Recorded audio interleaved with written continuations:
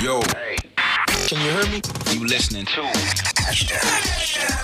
WAW. What a week. Yeah, yo. What a week. Welcome back, and on that note, in case there are some visitors that are watching after just arriving this week, as we say in the BRICS block, Oi, Privyet, Namaste, Ni Hao, Sawubona.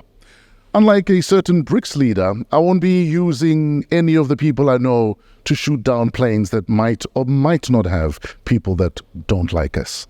Around here, we prefer things a bit more positive. So welcome back to WOW, What a Week. This is What a week. What a week. You can't make this shit up. Our comedian is in the building. He's not only a performer for different occasions, but also a guy for all occasions. He can make you laugh, recommend insurance, and even teach you a rugby tackle. If none of that works for you, he can also help you look great with a good grooming, or rather, shearing. Please give a warm welcome to Shanray Van Wyk. Hey, What's up, brother man? I'm good, and you, Fresh? Comedian, actor, writer. You are in an Outsurance ad, right? Yes. I've been with Outsurance for like 2-3 years now. Okay. Just shooting their live adverts. I mean, when I started shooting it, people were like, "Oh, he took Katleko's job." Oh. It was like, guys, I do the live ads. I have nothing to do with cars or counts. This is clearly just a live ad. The biggest irony would be if you have zero life insurance, life cover, nothing. You're just living day to day. How's your relationship with money? My relationship with money is, we've had a weird relationship for a very long time. Yeah. It avoided me for the longest of times. But now, we're kind of like a little bit of friends. Not a lot of, we're not close, but Sure. we're getting to know each other. You're born and raised in the Eastern Cape. Yes. Tell us a bit about your childhood. I grew up in Breitbach. Okay. That is a small town in King Williamstown. Okay. Or as it's now pronounced, Kwanse. I hope I'm saying that right. I feel like one day white people are just going to wake up and say, Liffy, waar de focus ons?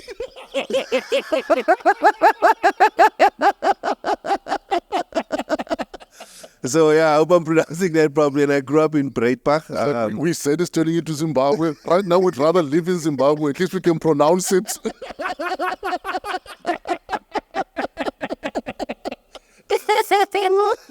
Oh, fuck.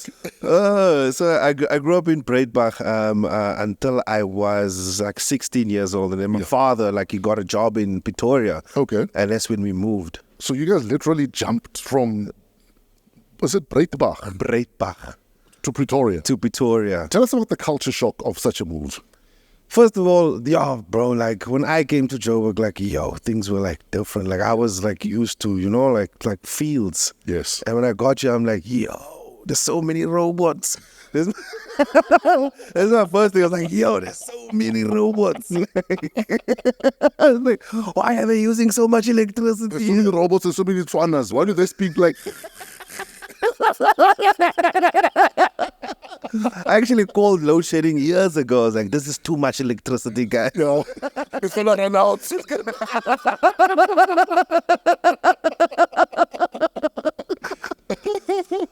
it was a big culture shock coming to Johannesburg and just seeing the way life is. Also the diversity of everyone here. Yes. And it was the first time I was like, because we grew up, it was only colored people here, only black people there, and only white people here. So when I grew up, it was like, everyone is together.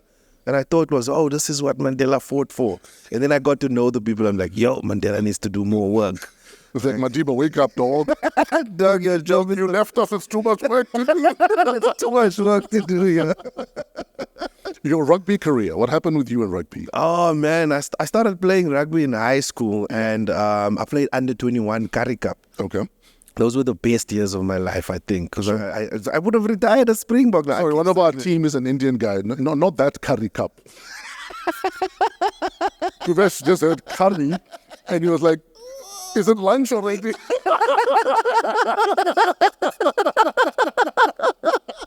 No, Kuvesh, not that curry cup. Not that. We'll go to Bismillah after this. Oh, my word. So I started playing rugby, and I played for a team called Eastern United when I was in high school, already living in Pretoria. And what happened was I moved, after I'd done my matric, I moved to Boksburg. I was like, I'm going to put all my effort into this rugby thing. Sure. And I played for this team called Eastern United. Funniest thing happened. City of Boksburg saw me and like, we want this prop. Right? Yeah. And they came through. And No, but also, I mean, dude, you look solid. Yeah. Like, you look like you could prop a building up. Building is falling. Mr. Van Wyk, we need you. We need you. And I got bored. Like, the city of Boksburg bought me, but I used bought so loosely because what happened was I think I was traded for a fridge. Like, no jokes aside. Because I left in the same bucket that they dropped off the fridge in. But the big question is, you at the back or at the front? I was at the back of the bucket. You're lying, man. He came with a lady. I was like, I'll sit at the back.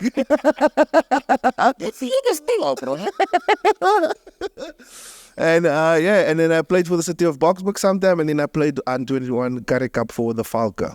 Oh, wow. Which was amazing. It was an amazing time, just traveling with the boys, just young and a wild life. So comedy happened how then? Comedy happened, like, it's always been a part of me. Like, I've been a comedy Were you there like the running, laughing prop? Yes, that was me. that was me. That was me all day. Like, I used to do funny things. Like, I wouldn't bathe for like 2 days before a rugby game. And like every time I tackle someone, it was like, get away from me. Those are the type of things I did. So I was always the funny guy. I'm just so the scrum loved you. Oh, man. Every day the smell of 2-day-old balls.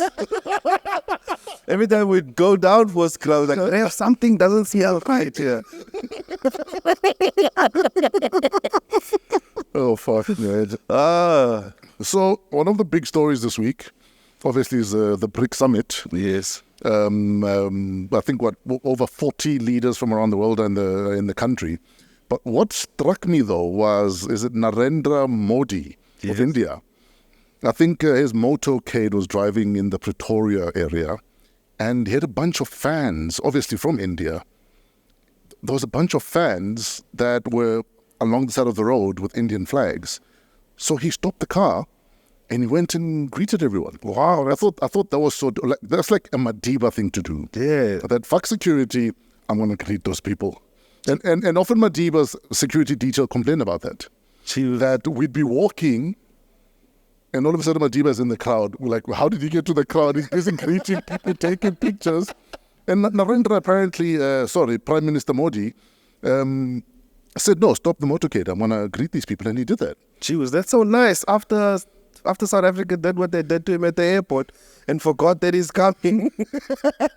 What happened at the airport? Because Cyril went to go greet the Chinese president. And he was like, no, I think the Indian guy will be fine. And I think they sent like an MP to greet him at the airport, right? And then he refused to get. I was like, no, I'm not. There was no dances, nothing. How? And then he was like, no, I'm not getting out the plane until someone comes. And then the president, apparently Cyril called the deputy president. And he was like, yo, can you please go fix this? Please go fix this. Please go with other drivers. And please don't beat anyone up. Otherwise, I'll be very shocked again.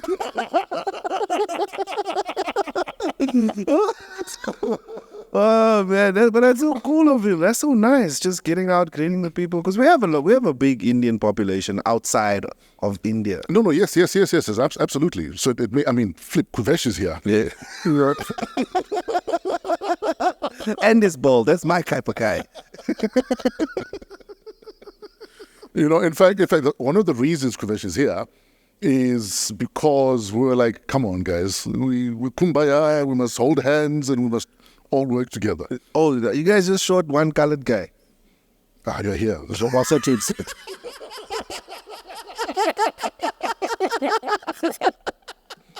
So offended. What's Yevgeny Prigozhin. Evgeny. Do you know the name? No, I don't. So he's the chief of Wagner. Wagner is a mercenary group. Oh, yeah, okay, now it's making sense. Yes. Remember the Wagner group had threatened a military mutiny in Russia a couple of months ago. Yes, where they throw the tanks in. Yes, and Putin was like, no, it's fine, you can, where did you say you can go to? He was supposed to go into exile somewhere. Where's he supposed to go to exile? But they don't know. Kuvesh, we thought, genuinely, as a kid, every Indian in our class got 100%. They're very clever. Kuvesh, you're letting everyone down, my man. You brought the average down.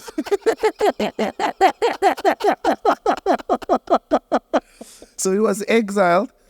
Anyway, so on Wednesday, his private jet crashed. He's dead. What? Yeah. That's so wild. He's dead. So that's the reason why Putin didn't come. We thought that he's afraid of John Steinhausen. Kanti's got a spanner there on the plane. He's undoing the plane there. So it's not clear if this plane was shot down or it just fell out of the sky, as planes tend to do if you're in trouble with the president.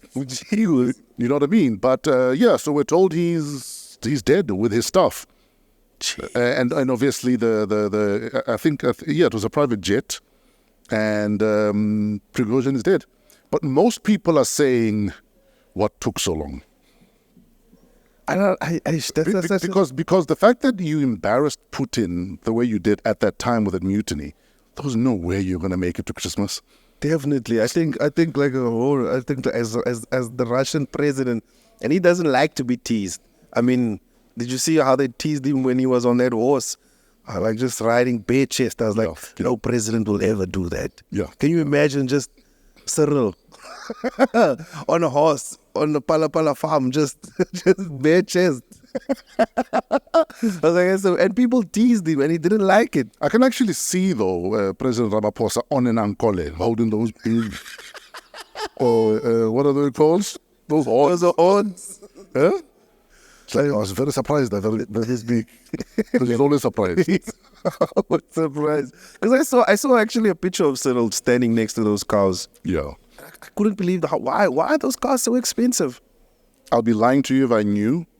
But I suspect, unless it's like great meat, like you find with, what are those Japanese? Wagyu. The Wagyu or whatever it is. What if it's all in the horns? I don't think it can be all in the horns. Knowing our guy, he'll stuff money in those horns. Because the couches are full. The couches are full. Bring a cow here.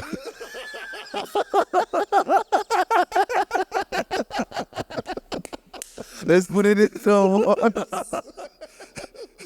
Can have the fucking cows walk away, can't he? What's in those horns are dollars.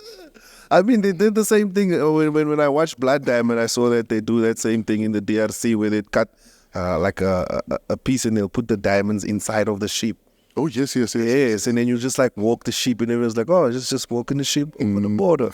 Yeah. Nothing to see here. Meanwhile, back at the ranch. Exactly. You were saying there was a story that caught your attention this week. What story caught your attention this week? Story that caught my attention this week is the story of where they found those iPhones. Yeah. Like in this Joburg building, and there's like a Zimbabwean guy there with Mozambican money on the bed and just a bunch of iPhones. And I watched the video and I was like, he didn't go home to vote. That's why Mnangagwa is going to win again. Mnangagwa is winning again because we're not busy here with phones. I think they should always find it suspicious if Zimbabwe is like, no, this is the ZANU-PF voting line. This line.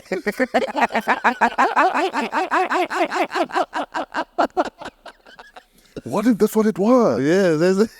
To speak to Paul Tusi, who has left the country, press 1. To speak to Cyril Kganyago, who didn't know that he was on a ZANU campaign, press 2. So I saw all this money on the bed and just iPhones for days. Yeah, no, it's like a ton of iPhones. A ton of iPhones. And when I saw it, like, it just released so much trauma because my phone was also snatched out of my hand. And like while I was sending a message, people say till today it says typing. That's what people say if they have that number. Like, yo, bro, stop typing. It's like, dude, hit send. Hit send. What is this? Fuck, man. Paul Tusi. I was thinking because like I saw the whole double bested thing and I looked at myself, especially like when I take my hat off. Yeah. Like I look like double bested. Oh shit, you do? A little bit. And I was like, I was looking, Netflix, come on, let Paul Tusi be Dr. Nandipa and let's make this movie. Let's make this movie. I can get you a number. You don't have to make a movie. Yeah, well, that'd be quicker. Or you insist on the movies. No, just the movie. I'm engaged, Fresh. I'm engaged. Where's the ring? Oh, men don't wear the ring yet. He's not engaged. Oh, wow. Oh, so a man was also wearing the ring? Where is she? What's her name? Her name is Dina. Okay. She is home in Alberton. Okay. And she's the love of my life, amazing person. How did you meet Dina? I met Dina. Basically, she invited me to a show because her mother has this amazing non-profit that she's running. Okay. And I met her basically just first trying to get to the show and me getting booked somewhere else. And she was upset about that. But then eventually we met each other. And yeah, it's just been a fairy tale since then. Is she aware that a comedy career can also be non-profit? I think that was her intention. Okay. Let's all not have money.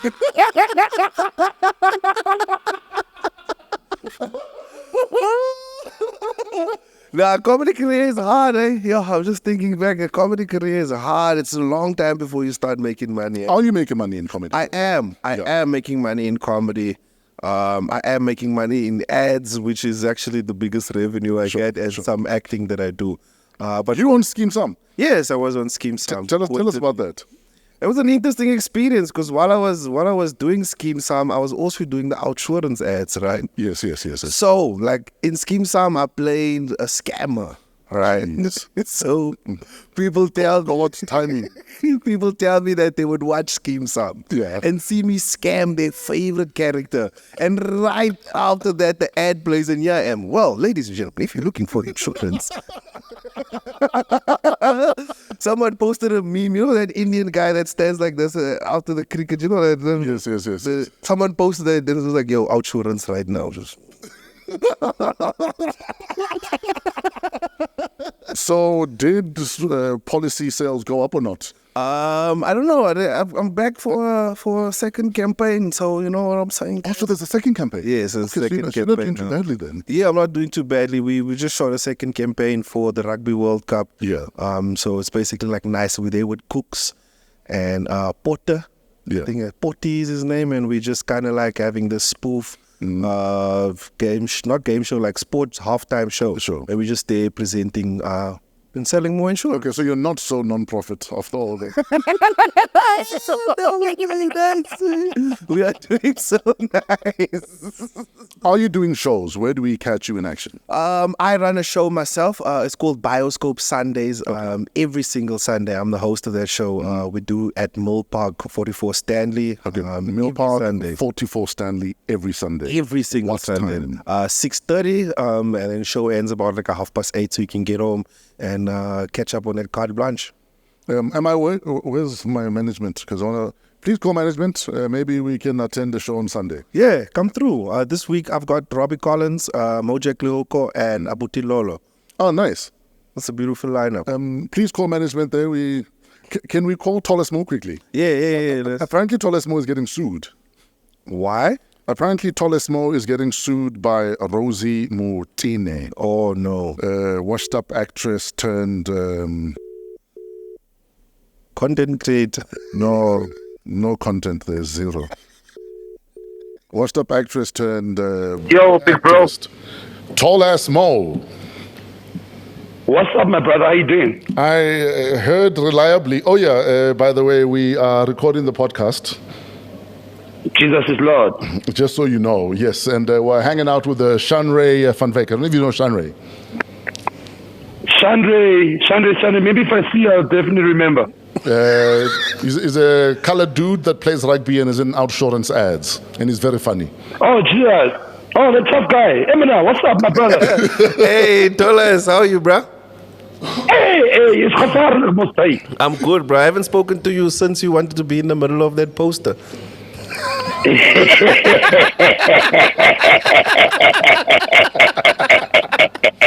What poster do you want to be Yeah, in the middle that's of? the folk mouth. I booked him for a show and I put him on the side of the poster. He called me and said, "Bro, I'm in the middle. I'm the middle guy." I'm the steering wheel. I'm like, "Yo, bro, it's about posture. You doing this? This means side." He's like, No. Yeah, you I'm can't like, be. no, I don't want this shit. Put me straight in the middle, my man. They must know why they are there. My dude, you just got court papers from Rosie Mutene. For what? Oh, she's suing me for 200,000 for calling her cool beans. What do you mean cool beans? What, does she fart a lot? Why would you call her cool beans? No, I refer to the shape of her head being the shape of a cool bean. Hold on. So now she's upset with that shit. hold on. So Rosie Yeah? Mutene is suing you and Podcast and Chill for roasting Yes, her. myself, Mac G, Sol Panduga, everybody on the show, bro. For roasting For calling her cool beans. Yeah, for roasting her.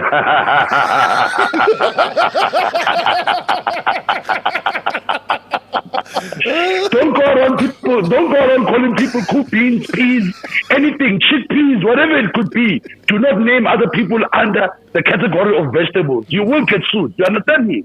But what if that one... Okay, no, actually, no, I'm not going to go there. So what are you going to do about this lawsuit? No, I'm going to contest it, obviously. Then maybe it might end up somewhere else. Maybe mediation, where we can be in a group, hold hands and sing Kumbaya and then forget about this thing, But why do you want to sing Kumbaya, though? Do you know what? Honestly speaking, what she's suing me for, bro, it's completely unnecessary. I think that she's also doing that because I've kept quiet, you know what I'm saying, in terms of the things that she had done with this whole Lerato Moloi thing. So I think that it's about time that I pursue with my legal action against her because I've been waiting. I've been just holding back, doing other things, settling my matter with the NPA. Are you saying because you haven't been giving her attention, she decided, okay, let me give them attention? Is that what you're Yes, saying? I'm thinking so. I don't know. What can I say? Come on, these people won't leave me alone, bro. Like, I don't know what the hell she wants from me. Like, why Basangkwele? Like, I'm not... So what do the court papers say? You called me cool beans, pay me. Yes, it says cool beans. It says I called it cool beans, Wana Satan. Then it was translated in English, child of Satan.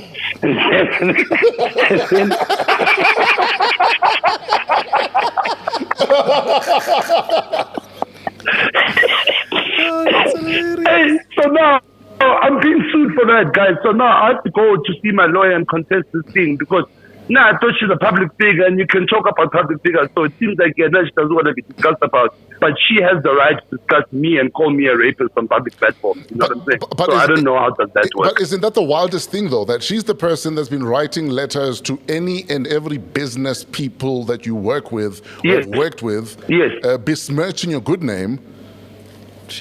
And then when you describe what you think she looks like, she might or might not look like. What were you eating at the time?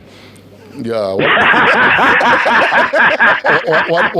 What did you have? With cool beans. On toast, Baba. On toast. You guys are crazy. I don't think you guys called me for the shit, man. my dude, we will see you in court. Yes, my brother. One love to you guys. I really appreciate your support. Yeah. But good luck. But for now, are you allowed to at least eat cool beans? Or is that also? I'm not allowed. I'm sticking to no name. I'm sticking to no name cool beans for now. Yeah, but no name beans are not so nice. The tomato sauce and no name beans, it doesn't ring the same. It's not the one. It's not the one. It's not the sauce. That's the problem. It's not the one, man.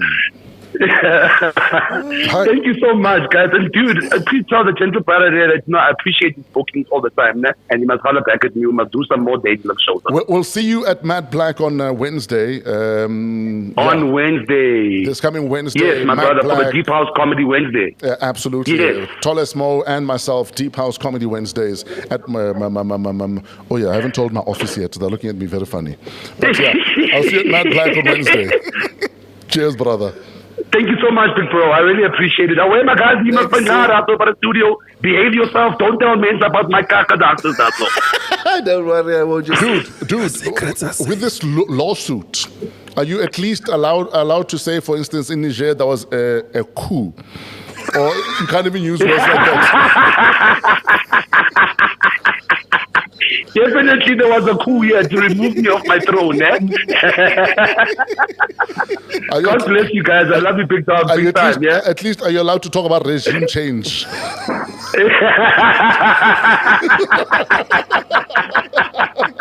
You're the cheesiest motherfucker I know. You should never do comedy, bro. Please, dog. Yes, Speaking of cheesy, you must try cool beans, toast, and cheese. Tolesmo has left the building. Tolesmo is being sued by Rosie Mutene for calling her cool beans. Hey, but you can't just go around calling people cool beans. That is not nice, bro. It's not nice to do. My dude, I want to let you go. Okay. We will see you at 44 Stanley every Sunday. You've got a comedy show there. Got a comedy show there. And if you're looking for live cover, he's got you covered.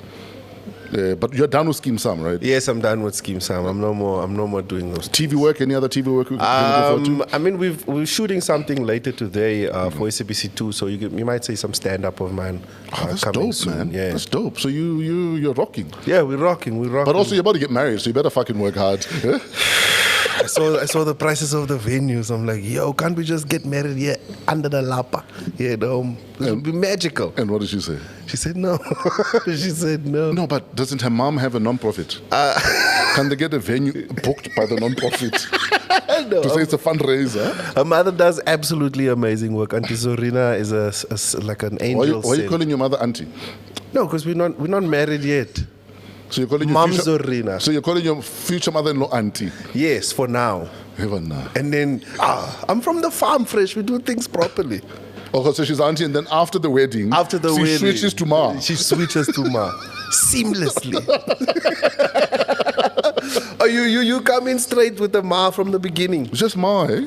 Just Ma. Just Ma, eh? But it helps. I mean, in Zulu, Mama is Mama. And then if you dump me, that Ma changes to something else.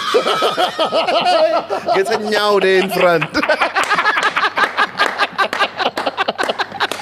Ladies and gentlemen, Shanray Van Wyk, funny dude. Show him some love, show him support. 44 Stanley every single Sunday. This is What a week. What a Week. Celebrity guest. Celebrity guest. Our guest on WOW What a Week is a singer who's worked with a range of US and South African artists. In fact, she's been here so often, many assume she is from here. With the way her sound and lyrics are so ingrained in people's minds and playlists, she's definitely part of our culture. Please give a warm welcome to the one, the only, Monique Bingham.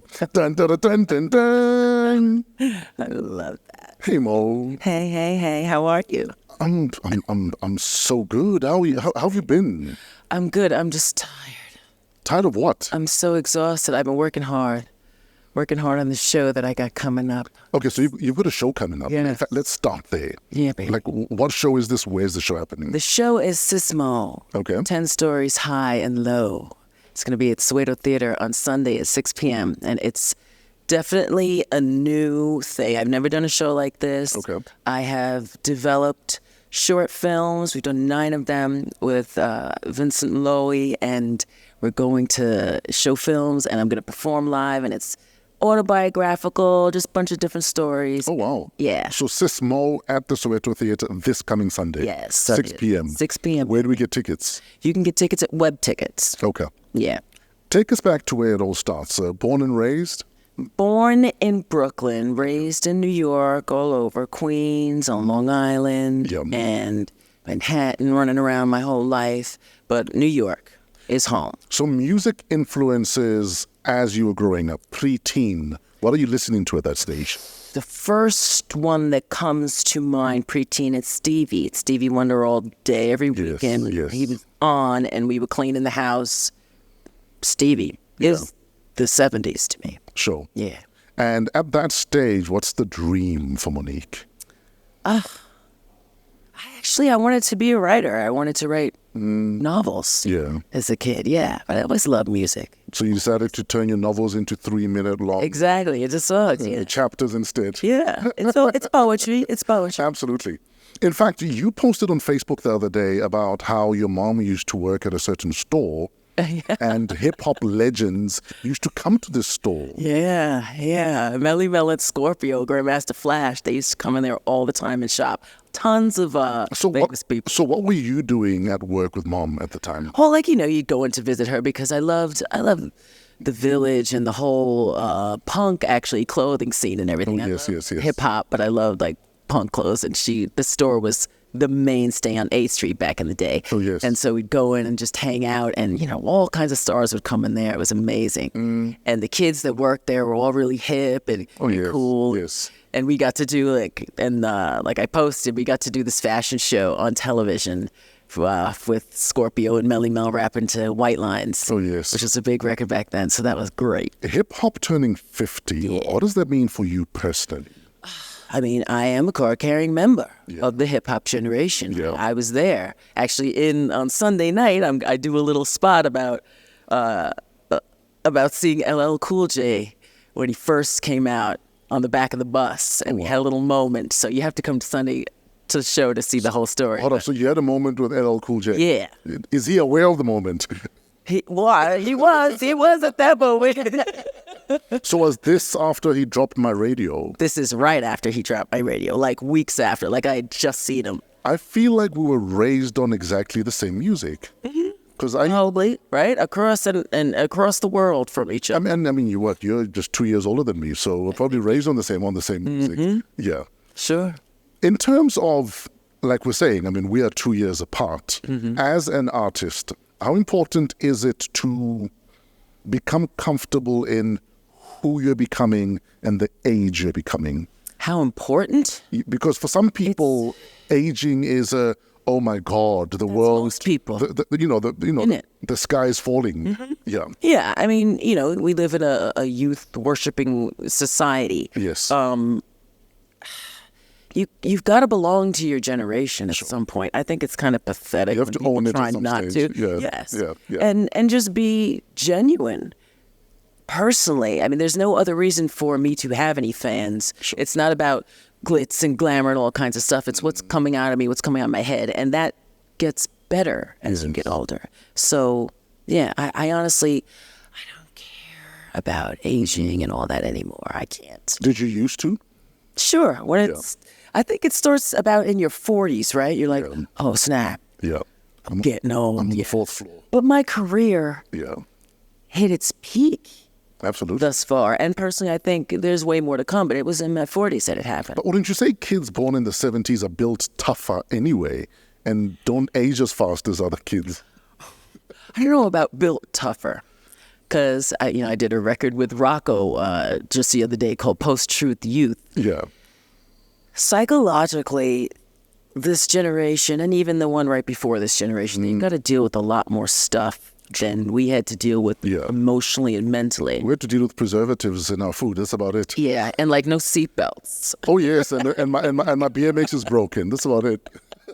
Yeah, but you have like 4,000 people commenting on how you look. Absolutely. And have to absorb all of that. And reminding you that your nose might be big. Exactly. It's a lot. Yeah, it's a different world. Emotionally, yeah. Yeah. When did you realize that, oh shit, they love me in South Africa? Do you remember the moment that you realized that there's something happening? Oh, when I landed, I had heard, you can't tell from just people telling you, oh yeah, this record's happening, it's happening. Yeah. But it was when I got here. Yeah. And also a moment that I had with you, which was really funny in 2012. What year did you get here? I got here in 2011. That was my first time 2011. that I touched down in Cape Town. So before then, I just like heard so for instance, when Abstract Truth blew up in South Africa, I didn't know that. you had no idea. I had no idea what was going on. Goodness. Yeah. That was easily one of the biggest records of 98, 99. That's why I'm here in this It's country. because of you putting that record on Fresh House Flavor One. Yep. So you had no idea how huge No. it was. I remember having a conversation with Nick Holder because we had Summer Days on Fresh House Flavor 4. And he says, because his record label was a one-man show. Yeah. And literally people would call in and he'd say DNH hello. And they'd say, we want to order records. And he'd say, please hold on. Right. And he'd pick up the phone. And do something. Like shipping hello. And he was like, Bloody. I've sold 10,000 copies of Summer Days in South Africa. What is happening? Mm-hmm. And then I've sold another 10,000 copies of Summer Days. That's how he would know. She's in the label. But if we'd already broken up, like shortly after that. Yes. Yeah. In fact, please tell us about the concept Abstract Truth. I mean, that wasn't my band. I joined the band after they had already been, going for a little while. Yeah. Dana Volchek, the lead singer, those are like serious jazz dudes, all of them. Yes. I kind of represented a little bit of the crossover, their stuff was really, really heady. Yeah. And that's what that name is all about. But we were only together a couple of years, not long at all. But the records still... They stayed. You play that record today and people lose their fucking minds. Kids, it's difficult to understand or comprehend it, but it's beautiful. It's magic. That's the magic of all of this. And that's what it is. That's what it is. In fact, since you're doing an almost autobiographical show on Sunday in Soweto, we have a game we play every time we have singers come in. It's called The Musical. Is the name of the game. Yes. So Monique Bingham, the musical. Mm-hmm. And we need for you to share songs that punctuated certain milestones on your journey. Okay. So for instance, in Monique Bingham, the musical, your childhood. Yeah. What song would you be singing in your childhood in this musical? Every time, the first song that came into my head, again, Stevie. Yeah. Love Having You Around. Yeah. You know that record. What if I don't? I'd love to hear you sing it. Every day I wanna fly my kite, ding, ding. And every day I wanna fly my kite. And every day I wanna get on my camel and ride. Mm-hmm. You don't know that one, you know it. Well, I was just trying to get you to sing. Monique Bingham, the musical. When you thought you were in love, you're a teenager. What was that song? Oh. You thought I'm gonna marry this one. It just came to me, but it's kind of not like a commitment song. Yeah. Luther Vandross. Yeah.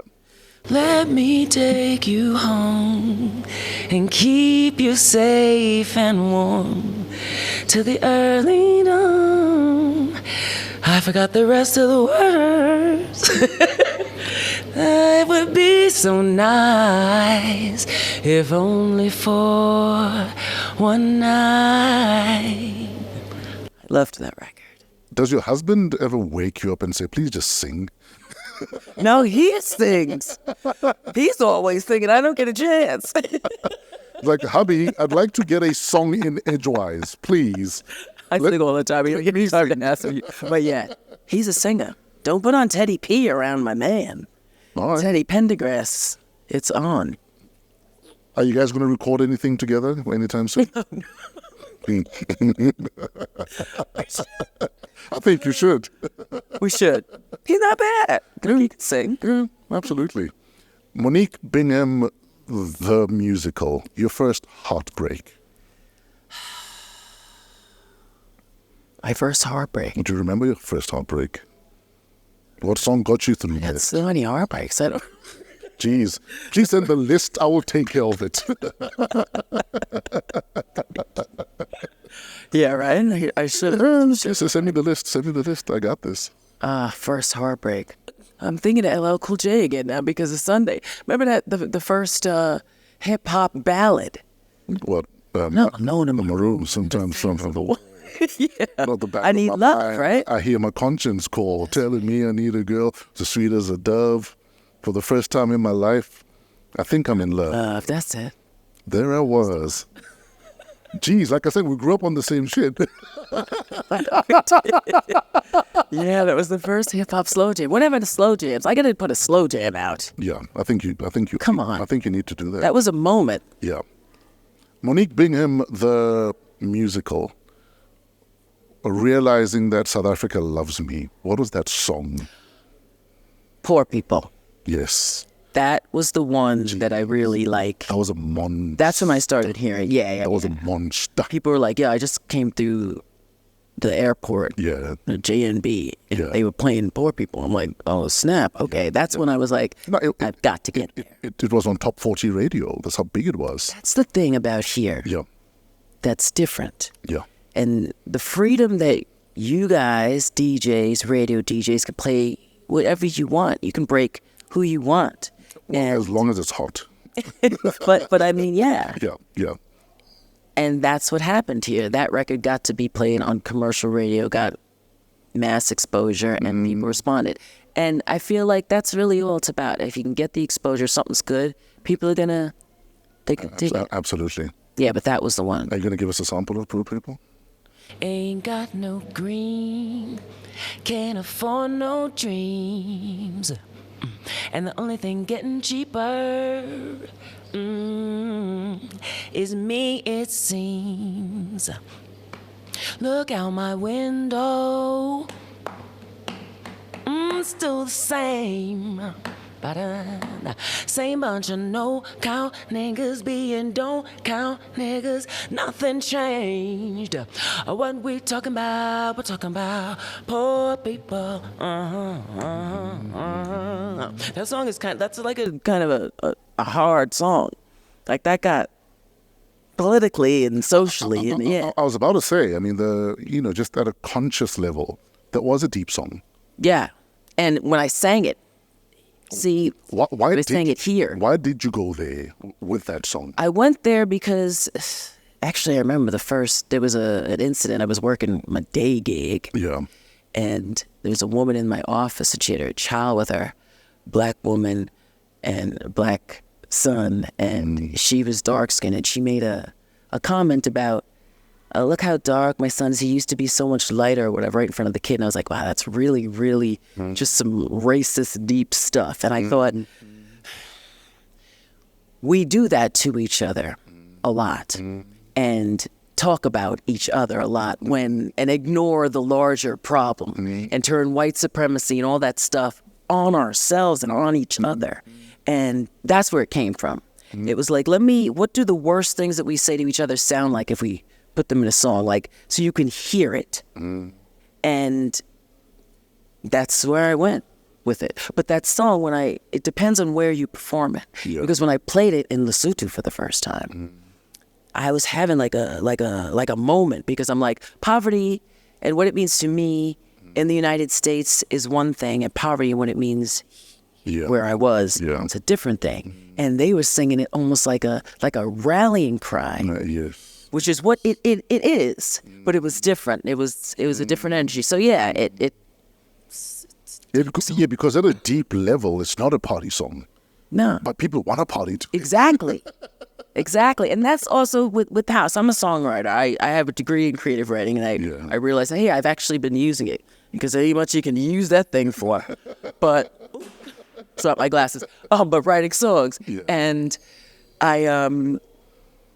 forgive me, I lost my train of thought. But I just love the fact that I can take ideas that I have and my political and sociological messages and put them in music, and people in a party atmosphere, you dance into it, you go home and really think about the words. It'll be more than just a party song. Tell us about Claudette, writing Claudette. Yeah. Another example, Claudette. Since we're here. Yeah. Claudette Colvin was a civil rights icon who did not get her due, and still kind of has not. Yeah. Rosa Parks, sat on the front of the bus in 1955. We all know about the segregation of the Montgomery, Alabama bus system and the subsequent protests that were started by Rosa Parks. But Claudette was one of the first who really was just on the bus one day and said, I am not getting out of my seat today. For white I don't person. care. Yeah, exactly. I'm not getting up for this white lady. I'm sitting right here. Mm-hmm. And it was spontaneous. Rosa Parks was an action by the NAACP. Sure. And she was an amazing civil rights That's leader. okay. That's of also, course. Yeah. There had to be an organized action. Mm-hmm. But Claudette was what we all would like to think we would do. Life was happening Right? to Claudette. It was happening to her versus right then. we're campaigning. Yeah. And she did it, and she didn't get the credit for it. And I thought, in this little way, in this one part of this song, I wanted to give her that due, as well as, the rest of the song is about police brutality and just race relations in the U.S. and sort of a history of it. But I actually got to speak to Claudette Colvin's sister, because she's still alive. She's in her 80s, and her sister, I believe, is in her 60s. And we actually... Did you get to hear the song?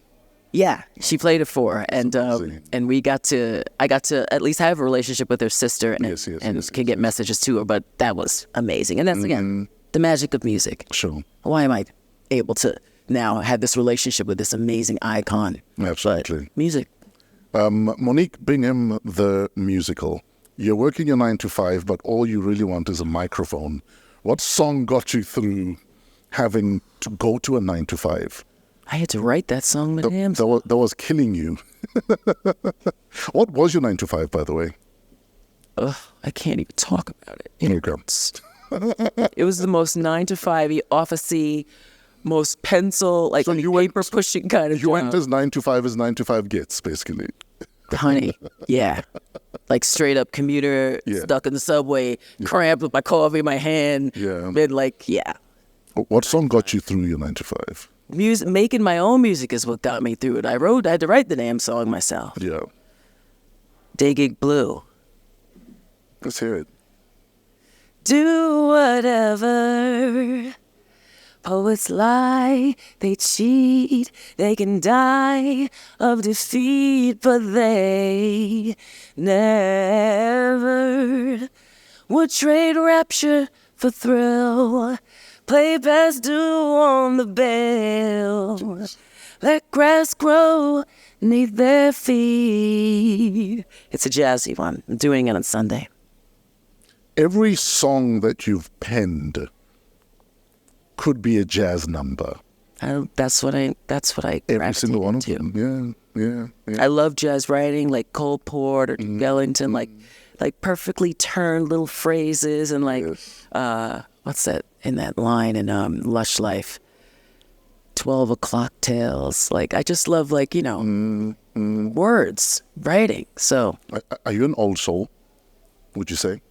yeah, probably.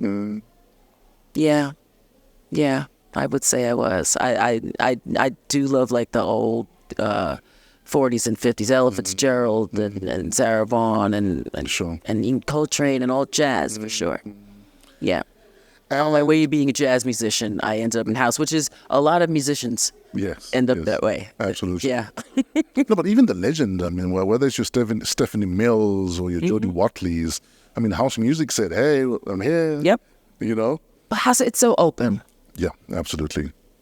In closing, it's like the credits are rolling. Monique Bingham, the musical. It's your victory song. What is that song? Deep in the bottom. Definitely. Deep in the bottom. Can't get no deeper than the bottom of Africa. Whoa. Because it don't get deeper, baby, than down here. Honestly. That's my victory song. South Africa has just given me such a gift. We love you. I love you right Like, we back. love you like at a level I don't think you'll actually fully get until one day you're on your porch. You told me that. You're like, I'm not getting it. Until one day you're on your porch, sipping on a Jack Daniels on a rocking chair. I'd rather some Cape grapes. I'll be here. I'll be retiring here, baby. It's too cold over there. When did hubby make peace with the fact that I might have lost her to Africa? he comes with me. He loves it. You know, but it's actually that. No, I think we're traveling this pond. Yeah, of- we were really spending a lot of time apart because I was traveling back and forth. But Yeah. he's so supportive. We've known each other since high school. We haven't been together the whole time. Okay. We were together, then broke up, and got together, broke up again, like a million times. Yeah. But he knows and knew that this was what I wanted to do all this time. So I could not have ever asked for a more supportive, Yeah. loving, warm, and smart, Sure. partner. We were editing the films that I'm telling you about that I'm doing on Sunday. We've been editing all week, and he's got great ideas. So I'm just incredibly lucky. Why was your last breakup with him with a last breakup? What changed? Yeah, that's a deep one. Why was it? I don't know. We bumped into each other in Midtown Manhattan. Yeah. He was working, I was working, and just we're like, all right, you. Was it like a midsummer's day and you're in a fall? It probably fallish, I want to say. It was like, autumn in New York. And we just bumped into each other in Midtown and it just clicked. What was different at that time that he's still here? Yeah.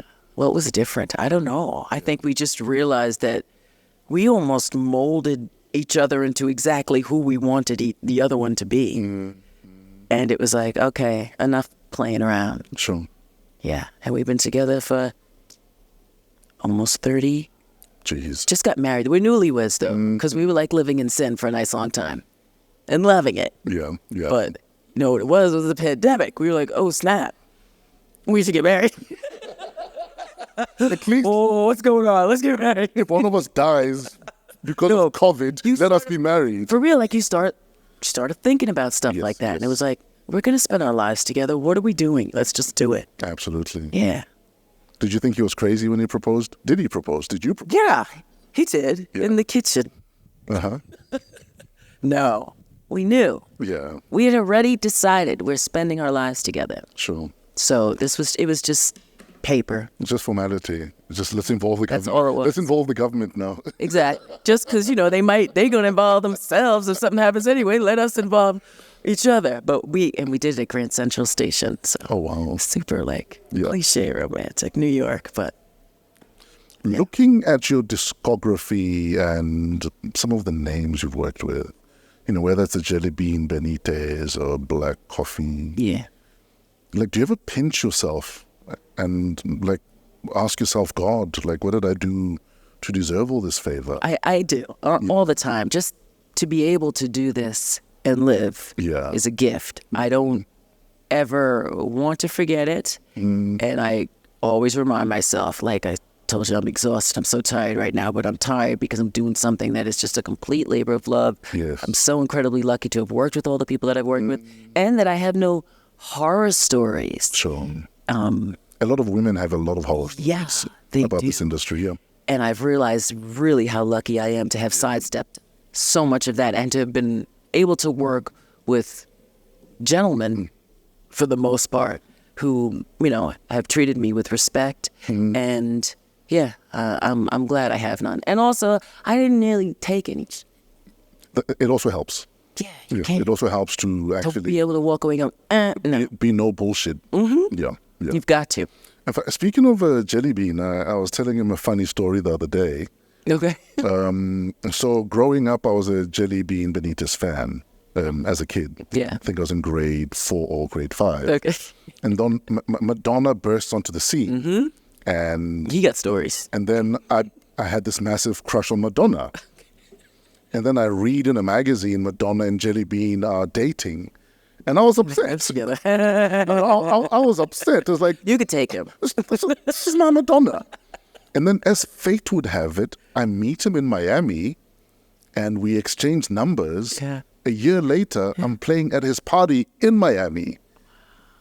And I was like, Yeah. full circle sometimes is God literally showing off. Yeah. Or God saying, now's your chance to take him. And you're good. JB's cool, but he's not a big guy. But he's a legend, man. sure You is. just want to hug Yeah, him no, and he's say so dope. thanks for the music and thanks for the memories. He's done amazing things. Like that's another person, these legends that you end up knowing and being associated with. Yeah. But isn't that the beauty, though, of the house music scene? That Yeah. even the gods of house are accessible. We're different. This Yeah. this scene is different, and it's because it's like a bunch of hippies, Yes. you know, hippies and people in the LGBTQ community that started this thing. And are still supporting it. Yeah. It's theirs. Yes. To me, if you don't, if you have an issue, right, homophobia or whatever, and you say and you like house music, that's like, you know, not liking black people and loving hip hop. It's like Exactly. you can't. Exactly. 'Cause You can't separate that's theirs. You can't separate the two. Yeah. You can't. Absolutely. So, yeah, Monique Bingham, what is it? Sismo? Sismo, Sismo this Sunday, 6 p.m. 6 p.m. at the Soweto Theatre. That's right, in the Gibson Kent space, the big, beautiful red one. Where do we get tickets from? Web tickets, Okay. webtickets.co.za, I believe it is. Yeah. But web tickets, yes. Guys, let's meet at the Soweto Theatre It's going to be fun. this coming Sunday. It's autobiographical. And films. There's films, little movies in between. But I think most importantly, there's voice here. This gift here. Like you're not going to not be there. We'll see you in Soweto on Saturday. Sunday. Sunday, this coming Sunday. Please get there early so you can get your drinks, get situated. Yes. And wait It's going to be for the show. fun. For real, it's going to Amazing. be fun. Mo, thank you so much. Thank you, my love, for everything. For House Flavors. Fresh House Flavors 1. And everything else. And everything else, really. Thank you for the music. We'll see you on Sunday in Soweto. Yes, for sure. Soweto Theatre this Sunday at 6 p.m. Get there early. Let's show Sis Mo love. Thank you, babe. Mwah. And we are done. Monique Bingham has left the building. This is What a week. What a week. Celebrity guest. Celebrity guest. Our celebrity guest is in the building. She's achieved things that many dream of. She's also received things that many dream of. Today, though, she's gifting us with her presence. Please give a warm welcome to Lerato LKG, Businesswoman of the Year, Kganyago. Yes. How you doing? Radio DJ of the year. There's so many. You know, just this morning I woke up and I said to myself, I need to stop downplaying my achievements. I need to stop downplaying the fact that I've actually gotten so many awards. Yeah. Because everyone else is out there with their achievements, but I always downplay myself. But where does this come from, though, that you almost forget to remind yourself and remind us who the hell you are? I think it just comes back from not wanting too much attention on me. Okay. Because of what I have experienced in the industry, you know. Okay. I said to my husband this morning, my next lifetime, I don't want to be in the entertainment industry. I don't want to be a DJ. I don't want to be a presenter. I don't want to be known at all because of the amount of pain it has brought me, but also lots of joy. Yeah. So, yeah. I thought you didn't like the attention you got as Miss Jam Alley 2002. So nothing to do with that. No, the only thing I got there was a TV, chocolate, You didn't get a Jam Blaster? and a jam blaster. Quite a couple of things. No, but, I mean, that was part of your journey. Yeah. So now many would probably argue that of all the women in the industry, you are middle center. Oh, I see what you did there. Oh, whatever, man. Sorry, I'm an Yeah. idiot. Oh, no, I'm an idiot. Yeah, Welcome come a long to way. Wow, What a Week. I'm excited to be here. Tell us about your week this week. How's your week been? My week has been pleasant. Work the entire week. Signed a deal or two.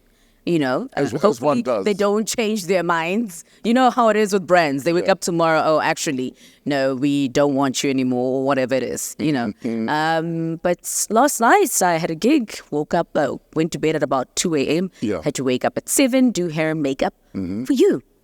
Oh, thank you. We're welcome. glad you made a bit of an effort. Yeah, wore a suit. I don't always wear a suit. And it's Like, PC. Exactly. Gold Yeah. star. Born. I love the look. You talking about, I was talking to my husband this morning. Sure. Did you ever in your wildest dreams think you'd be that girl that talks about, as I was chatting to hubby this morning? Absolutely not. Not you know me. Yeah. You know me. Yeah. But I did not think I was going to get married. I did not think that I would have a husband or someone to go to every day. Sure. Because I was single for so many years, 30-something years, you know. I loved my independence. I loved the fact that I could come home and not speak to anyone, which is something that I'm struggling with right now. Because we get paid to talk. So you do a lot of talking on radio, television, when you're out and about. So when you come back, you need that silence, which if you're with someone who doesn't really understand Sure. the industry, they start thinking, okay, you don't want to talk to me. Oh, but I missed you the whole day. And sometimes you just need that silence, you know. So, yeah, each and every day I'm embracing my marriage. It started off really tough. Yeah. In a sense of, my marriage was on a huge attack in the beginning, which I didn't understand. But I also feel like it's because I kept my private life private for so long that when people found out that I was actually getting married or I was in a relationship, The microscopes came out. everybody wanted a piece of it, to a point where I mean, the first 5 months I made the biggest mistake of my life, which I regret. And Which was? there was putting out a statement that my husband and I had parted ways, but at that time it was to protect the marriage. Sure. But it caused even more damage. And even though we both agreed, it was a mutual decision to write that statement. But I could see how much he was hurting, because he says, you can't let these people control you. And this is what you're doing. And I regretted it. But now I'm just embracing my marriage and I'm enjoying it. 4 years. What did Mr. Ndlela do differently? Ndlala. Everybody needs to get it right. Actually, maybe it's a good thing that, because when you Google, Ndlala? it's Ndlala, like hunger. He definitely did not bring any hunger in my life. Did he feed you enough? Wow. But you're like, this is the one. Dijo, let me tell you something. Yeah. And by the way, this is how much I love you, because I have not done interviews since I got married. I know. I avoid interviews with everything that I have. In fact, we had confirmed her a couple of Yeah. months ago, and she stood us up. Yeah. Because she was scared to talk. Yeah. But she then decided, actually, fuck it, let me talk. Yeah, yeah. What were you scared of? A couple of months ago. I think it's the fear of just not being myself, but talking about things that I haven't openly spoken about. That's my marriage. That's how I really feel, or what I think of the industry, the pain that the industry has put me through. And just maybe really, once again, putting the focus on me, because once you're on a podcast, everybody, listens attentively to what you are saying. Sure. And they can rewind. The ones that don't like you, they start nitpicking, you can say, I love apples. And someone says, yeah, she was trying to tell us that she loves oranges. You know what I mean? Or she hates oranges. Like, what did oranges ever do to you? Yeah. So, exactly. And so, a plum your nail, like a plum is there in business. Or banana, you're now you thing. Why else are the banana? But I'm being silly. So what was it about Mr. Ndlela what did he do right? Because it's not like it was your first relationship. No. I mean, my last relationship was 5 years. Sure. And so let me tell you, we actually dated for 2 months and got married. Yo.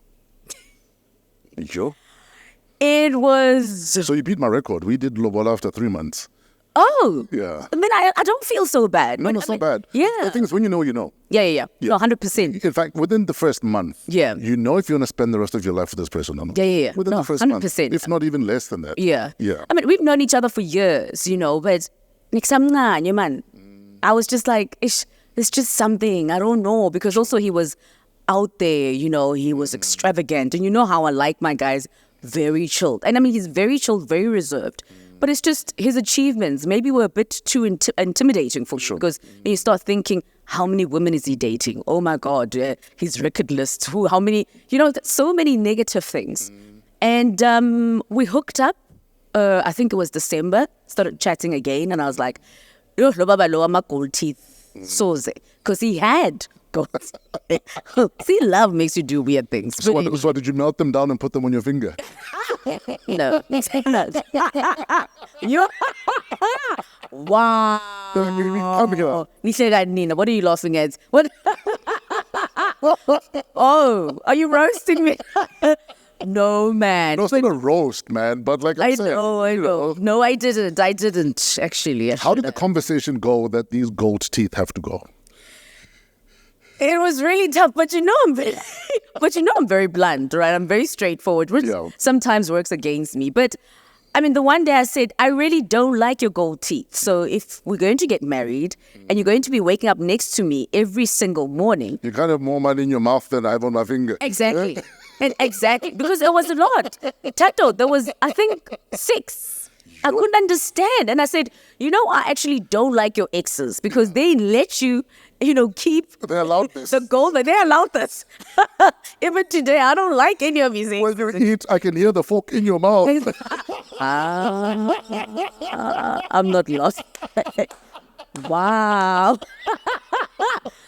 Oh man, you're trash. Was he? It's like dating a guy with a glass eye, and he's upset when he's tapping the eye with a fork. No, I will not be part of this because I have a friend who has a glass eye. So For real? Yeah, it's one of my besties. Do they ever tap it with something? Does she ever tap it with something? No, she doesn't. That would be so cool, though. No, it's so funny because she makes fun of it. And dude, if you can't laugh at yourself, true. You're gonna be miserable when people laugh at you. 100%. So you can laugh at yourself. Yeah, Tap like your own eye once in a while. The fact that they keep coming for the, my neck. They say, they always say she doesn't have a neck, and I'm like, oh well, I get it from my dad. Necklace, Quasimodo. I call myself. Oh wow. Okay.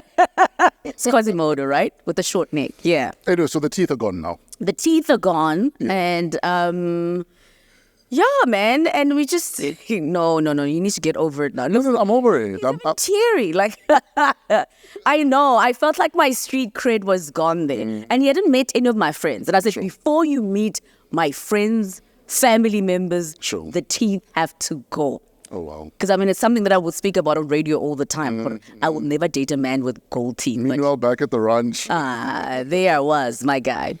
The day you did do the statement that you guys are not together anymore. Yeah. Take us through the thinking at the time. Sure. And the emotions you're going through before you press send.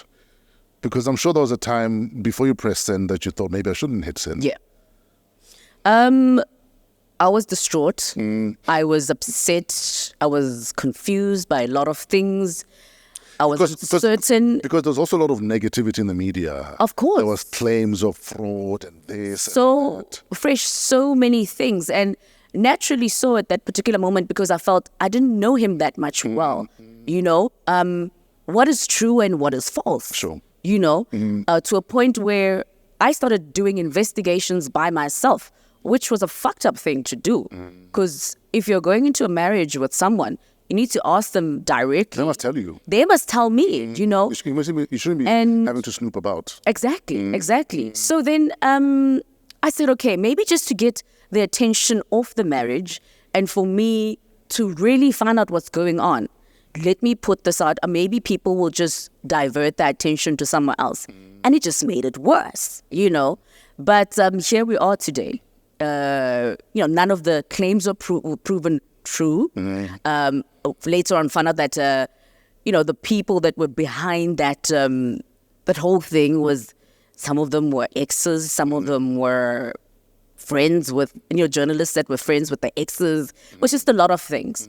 But it's just really sad because it's only now that I'm actually starting to really enjoy my marriage.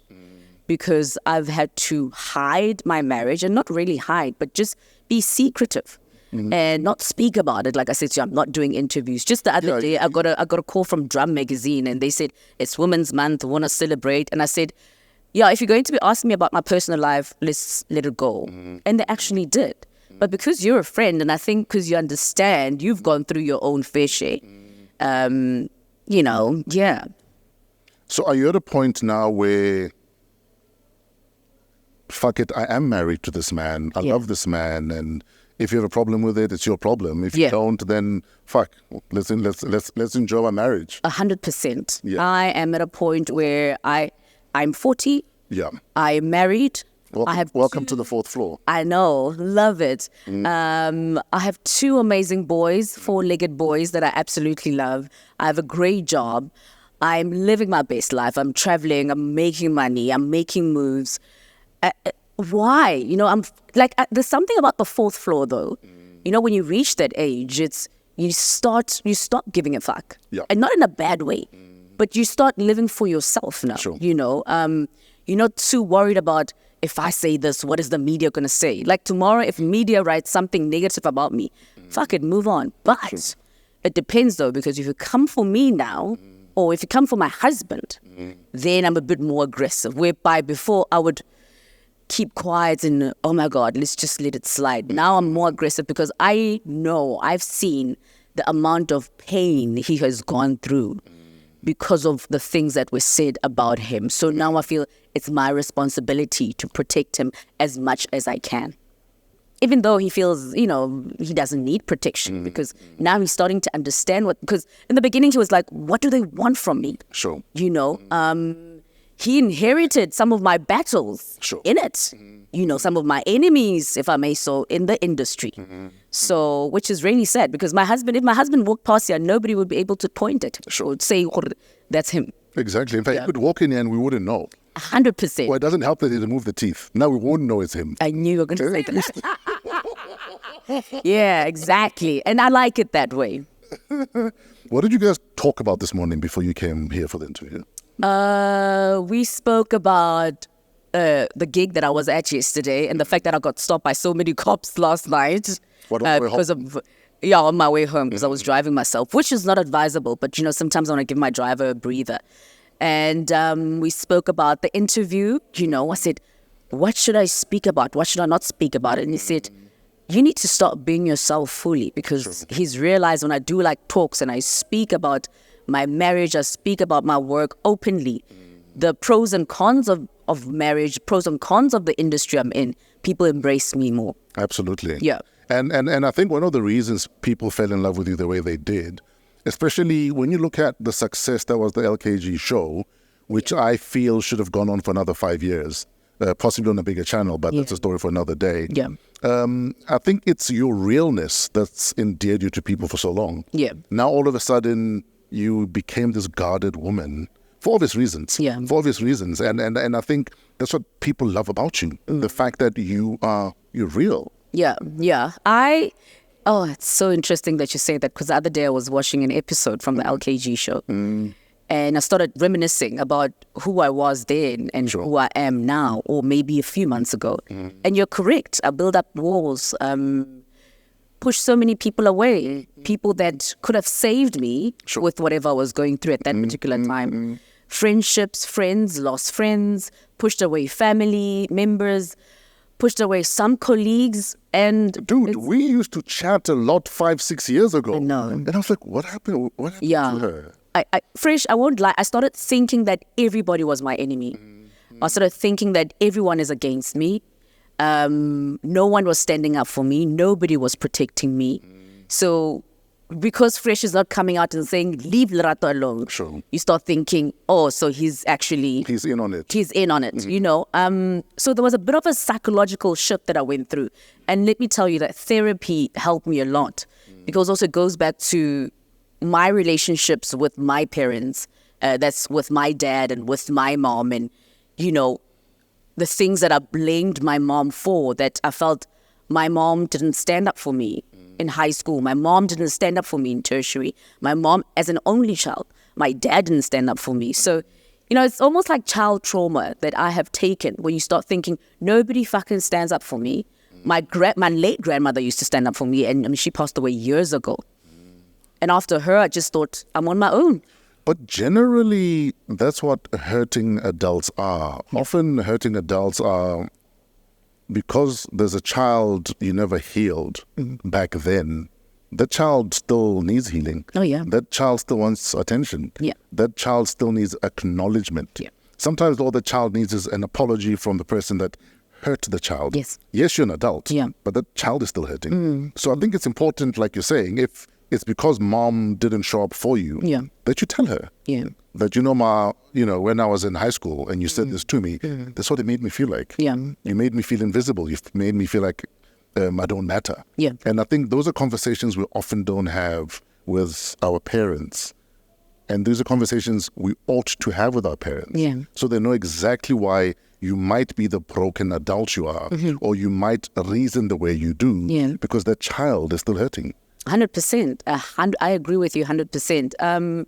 in high school, I wasn't an A student, and I somehow always felt like I disappointed my parents because all my cousins and everyone else around me, they were A students or all did well, which comes back to how I'm constantly working and now, trying to be an overachiever because I'm trying to make up for all the other years, well, my high school days, where I felt like, I was a loser. Like you can't get an A, an A, you can't ace maths or science like your siblings or like your cousins or whatever. You're pretty for nothing. You're pretty for nothing. Well, actually wasn't pretty in high school. No. Also, you grew. I don't know what happened, guys. Maybe a bit of soap there, basic nyakeza manje. But no, I was a boy. Viva Green Bar. Yes, actually.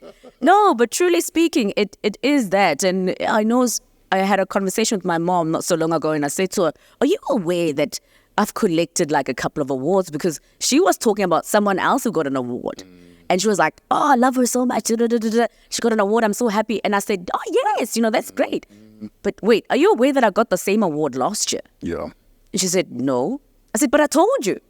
And it kind of hurt me. And then it took me back to childhood. And I said, why is it so quick for you to embrace others but not me? But also it could be trauma from her. Sure. Maybe she went through that. What does Mama say when you have these conversations with her? She gets very uncomfortable. Yeah. My dad is a typical Kasi who will sit there and go, yeah.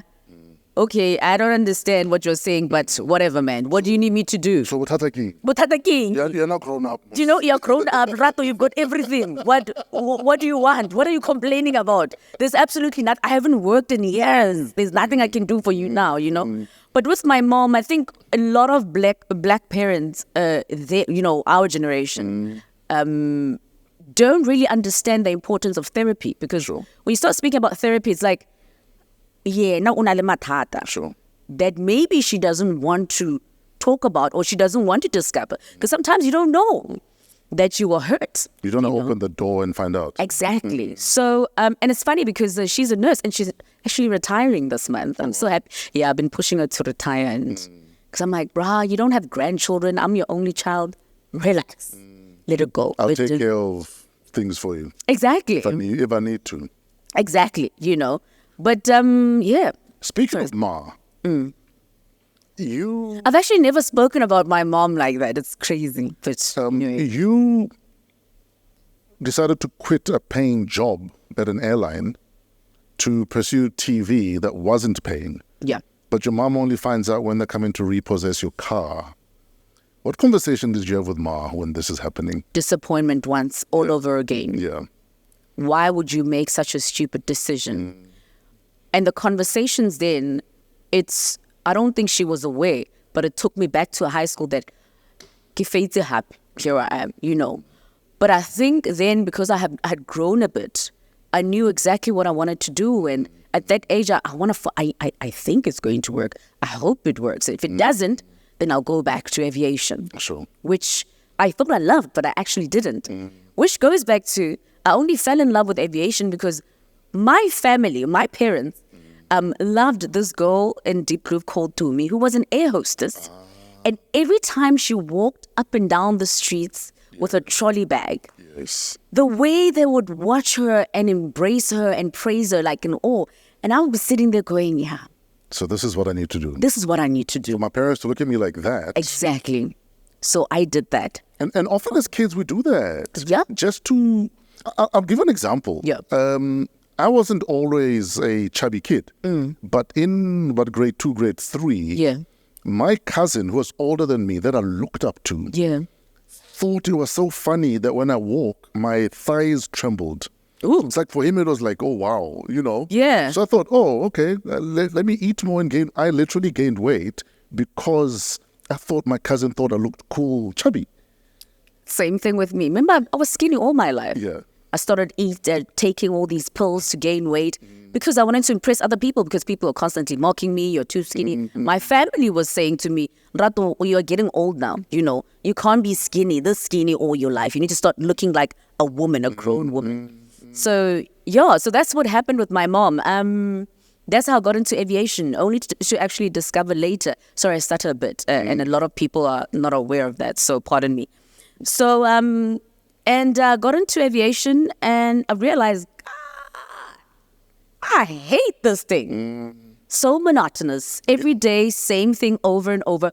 And you work really hard. And you're on your feet. You are on your most feet. Of the time. Imagine I was flying local, right? Imagine the ones that are flying international. Listen, I say kudos to them. And you can only say beef or chicken in so many different ways. I remember the one time I was recording, because I was doing both, actually. So we did TV at some point and flying. Yes. And we were recording something, and I found myself saying beef or chicken, randomly though, because that's all I knew at that particular moment. Sure. But it was a great experience. I got to learn a lot, but wouldn't do it again, even in my next lifetime. When the bank wanted to repossess your car, did they take it or did you make a plan? So that's when my mom found out, right? That you quit your paying job Exactly. to do a non-paying So TV. I had lied to her Yeah. that I was getting paid because I went to TV. Jeez, okay. So then Meneer Verwoerd comes there, Boksburg. We've been looking for this person, blah, blah, blah, blah. And I was, the way I'm such a, I don't want to say I'm a thug, but somehow I knew how to maneuver because I kept running away from them. And I would sleep at a friend's house. I would do this and that. And because I knew there was a time when I parked my car somewhere else. Chiriakas, Yeah. Because I was like, I can't. I literally only had 3 months left. I said, I can't. It was 3-4 months. Can't let go of this car at this particular moment. Can they just buy me some time? And then my mom was at home, spoke to the gentleman that arrived, and she called me. And she said, I'm going to make a plan for you with the little that I have. Yeah. And you need to figure out what you want to do with the rest of your life because this is not it. And that's how she saved me. I have learned reliably that you have this morbid fear of going broke. Where do you get that from? Because I've been broke. Yeah. Tell us about the broke days. When I was at Soweto TV, sheesh. Now remember that the constant salary that was coming in, the little that I was getting from SA Express, now was completely gone. Now I am known as the Miss Soweto. I need to look the part. I need to stay at a certain place.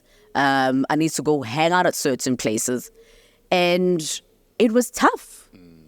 The Mini Cooper now didn't have fuel. Jeez. Started overheating. I remember the one time when I started emceeing, before I started DJing, there was a gig Kotsakani in the East Rand that I was booked for. It was like probably 2005. Grano, it's fine. Drove there. I got there. It was packed. Fresh. It was so packed. People were standing outside the gate and started chanting, LKG, Lerato, Lerato. Did the car not switch off right by the gate? Yo.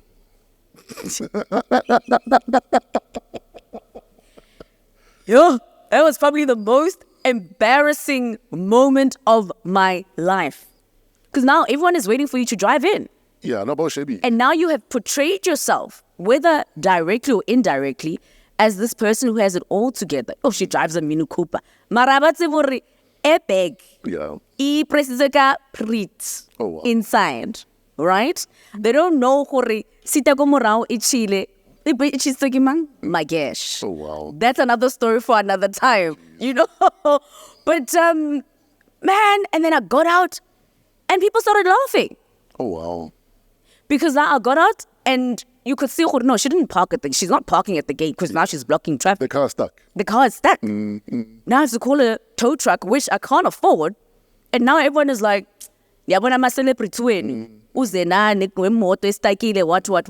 I went on and did my best and I left. Later on the car came, a friend of mine helped me. Like BMW. Sure. And they told me 60,000. I was like, okay, bring it back. I'll take it to the hood. Once again. We'll make a plan. We'll make a plan. I drove the car for 2 days. Back to square one. Even worse now. Because I couldn't afford. But that has taught me so much. That has taught me respect for money, respect for what I do. And it was just, it's not nice to be broke, Fresh. It's not nice at all. And I think that's why I work so hard. one of my best friend's husband the other day said to me, "Man, you work like you're poor." And I couldn't quite make out what he meant. I was a bit offended, but I was like, I kind of get what he's saying, but he doesn't understand that I am scared of going back to that place, which was a very dark place. I was depressed.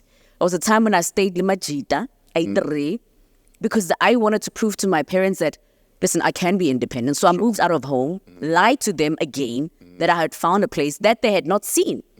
Kante, I was staying with like 3 guys that I love so much right now, and they've become my friends. And yeah, but it's just tough love, tough life. But for a person that fears going broke again, Yeah. you also pay a lot of black tax, though. Yeah. A lot of black tax. Don't we all? Not as many. I mean, how many people are you looking after? I'll tell you the difference. No, it's sure. And let me tell you, it's by choice though. It's really by choice. It's not as much as it used to be, because some people have passed on, some have gotten jobs. Sure. Some have said, you've done enough for us, it's okay. Now, start looking after yourself. Start taking care of yourself. Yes. I've got family members that work for me. I don't know if that counts as black tax. It's black tax. Exactly. I've hired... Nepotism is black tax. No. No. I mean, if I go get a driver somewhere else and not use... Oh, actually, I have one cousin of mine who left me in Durban because he was drunk and he decided to come back to Joburg because Chirine Mita. What? With your bus? With my bus. Oh, God. Yes. Is he still working for you? No. Okay. So he regrets it, though. At least there's a line you draw. Exactly. It's hard, though. It's hard because then you have family members who say, Oskamula tlamazo, but sometimes he compromises the business. The fact that I was left there with my agent, with my manager, with my PA, like all of us. And he calls us at 8 o'clock in the morning. He left at about 3 when we were sleeping. Sure. And he said, no, Medi was stressing me, whatever. So I drove back to Joburg. Bruh, do you know how far Durban is? But yeah, it's not as much as before, but I love taking care of people that I love. I love taking care of whether it be family, friends, because I know what it's like to not be taken care of. Sure, absolutely. Yeah. What is Flutter? Flutter by LKG. That's my brand. Our slogan is beauty with a purpose. Okay. So we've got eyelashes, but our biggest baby right now is sanitary pads. Okay. Oh man, out in stores now. I won't mention because this is not a pay. No, go ahead. Available at Clicks. We want you to fly. Listen, so let me tell you how I came about with the pads have wings. Yes, they do. We want you to fly, just like your pads. Got you. But no, truly speaking, I started. I was doing a lot of sanitary drives many years ago that I was part of, and did it for like a long time until I realized, you know what? Why don't I have my own brand, which is cheaper? Sure. And because right now I'm actually the only black girl on the shelves. Oh wow. Yeah. The reason I'm asking about Flutter is I've learned reliably that you've been nominated for a business award. Yeah. Tell us about Who told you? It doesn't matter. Someone on the African continent. Is it you? I thought it was like a secret. Dude, we can't bring you in here and ask you questions you're expecting. Sheesh, Tato, it means the world to me because let me tell you, the business that I have, sanitary pads, it's not a glamorous one. Sure. So I feel like people have not really focused on it. It's not really glorified like someone who has alcohol. It's not sexy, yeah. So it's not like you're selling alcohol or makeup or whatever it is. So people intend to overlook it. Sure. And but the fact that there's other countries that recognize my work and the amount of work that I've done with the pads. I mean, during COVID, we had donated so many, like hundreds and thousands of pads without any funding, and we still continue to do that because for me, once again, it goes back to beauty with a purpose, and the fact that there's so many young girls, all over the country, all over the African continent, that don't have access to sanitary pads. If I give you the stories, you actually be so shocked. with regards to what they go through. Some using mud, leaves, same pad for 5 days, etc. But it means the world to me that somebody's finally recognizing my business. I mean, I got Basadi Awards last year, Basadi Award and a Basadi Award last year. And the fact that there's someone out there on the African continent who recognizes my hard work and my purpose. So where has Flutter been nominated for a business award? I forgot, but it's in Tanzania, actually. Tanzania. Yeah, Okay. Tanzania. And I don't have all the details because I looked at it and I got so nervous. But my PA does, and she's not here. But I'll give out all the details a bit later on when I get full-on information. But I'm very excited about it. I really am. It's been tough. So let me tell you, it's been tough. Sure. Because I've had a lot of people. So here's the thing. And I'm going to say Daki because Daki, it's all I know, right? So I've had a lot of people come to me and ask me for free sanitary pads, right? Give them out wholeheartedly. But now the same person, goes and gets funding from wherever, whether it be a bar or whatever it is, and they go and they buy the big brands. Imagine. But you come to me and ask for free stuff. Imagine. So disrespectful. So that's been my challenge, that I just honestly feel like black people have not supported my business enough, especially with the fact that, it's business with a purpose. And I think that's the sad thing, that often people see you or us as a means to an end. Yeah. A brand will do a campaign, but they won't call you. Yeah. But when they have charity work to do, they will call you. Oh, yeah. But the favorites that they use for their paid campaigns are not called to do the charity work. 100%. What kind of bullshit is that? That's basically what I've been going through. And these are conversations I've also had with brands that will call me and say, we have a charity drive, come and help. Yeah. I'm like, but you guys have people you work with on your paid campaigns. Yeah. Why must I be the one that comes to run a soup kitchen? But when there's money to be made, you're calling other people. Exactly. Like what is this? And when you raise it, you are problematic, you're dramatic. I raise it. I'm learning to raise it. Sure. Actually, just the other day, we sent an email to a certain company that asked us for free sanitary pads, and we actually screenshotted the drive that they had done and the amount of money they spent and went and bought big brands. Sure. I will mention again, I'm the only black brand on the shelves, which means I need all the support. Because, you know what I mean? So I don't have anybody supporting me. It's non-funded. It's literally my own If fund. I used pads, I'd support you, Askis. Thank you. Yeah. But you can buy... If you make tampons, I might help maybe with the nosebleed and say, for my nosebleeds, I use Flutter. And then stick it in my nose. But at least it's support. Ew. Oh, but this guy. Speaking of tampons, we're actually going into tampons. I've taken quite some time because they're really, really expensive and they only get manufactured outside of South Africa. Sure. Which also brings me back to the fact that I'm going into manufacturing. I can't wait to manufacture my own sanitary pads. Yeah, because it's my love. I love it. I was told just the other day that you are literally every single day thinking of ways you can make more money. Is that a bad thing? And I'm not saying you never need to work a day in your life again. Yeah. Because obviously you don't want to be a burden to your hubby. Yeah. And you're self-made. Yeah. And a lot of people find that a hard pill to swallow, that you're self-made. Yeah. Though many will hide behind the fact that she's married a guy with money. And forget that you've been making your own money. Yeah. No, I've seen that. Because I get that the narrative needs to stay a certain way. Yes. And a lot of you're them you're a broke it girl. Exactly. I'm a broke it girl. She gets money from her husband. My makeup artist this morning was talking about the fact that she didn't receive allowance from her husband this month. Sure. And I was like, can I tell you, I've never received allowance from my husband. Yeah. And most of my friends get allowance. So is it because I don't ask for it? Or maybe he feels, oh, well, she doesn't need it. You know what I mean? But Would you like it? Mafethu. It would be nice, babe. Oh, Tommy. Do the damn thing. Tommy. No, he definitely won't do it because he doesn't work well under pressure. No, but it's also me hanging on to my independence. There's just something about being independent once again, Fresh. It would be a nice thing to do, but I don't need it at this particular moment. Absolutely. Yeah. Absolutely. Your radio gig with Proverb. Yeah. You guys actually sounding good together. I mean, initially, I personally wasn't sure of the combination. Yeah. When I read about it. Yeah. Because sometimes things don't read well. Yes. But until you experience it, then you realize that actually this combo works. Yeah. You guys are the fastest growing show on Metro.